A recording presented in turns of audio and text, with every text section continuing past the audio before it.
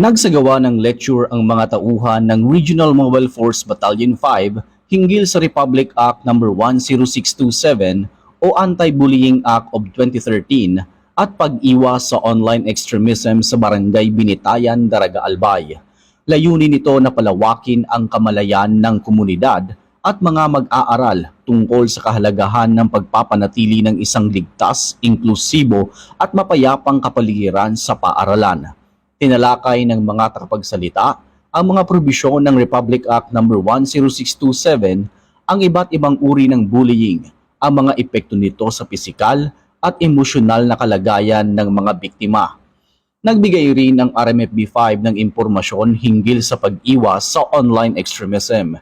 Ipinaliwanag sa mga kalahok ang mga panganib na dulot ng maling paggamit ng internet at social media, kabilang ang pagkalat ng maling impormasyon at ang mga pamamaraan ng mga ekstremistang grupo sa panghihikayat o pagre-recruit sa pamamagitan ng mga online platform. Hinikayat naman ang mga dumalo na maging mapanuri sa kanilang mga nakikitang content sa internet, gumamit ng social media ng responsable at agad na ipagbigay alam sa mga otoridad ang anumang kahinahinalang online na aktibidad. Ang nasabing lecture ay bahagi ng patuloy na community engagement at preventive education initiatives ng RMFB-5 na naglalayong maprotektahan ang mga kabataan laban sa iba't ibang banta sa loob at labas ng paaralan.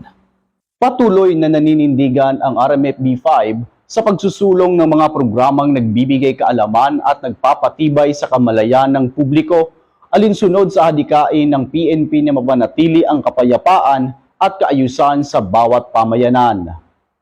Mula dito sa Regional Mobile Force Battalion 5, ako po si Patrolman Alexander Mata, nag-uulat para sa Police News Network.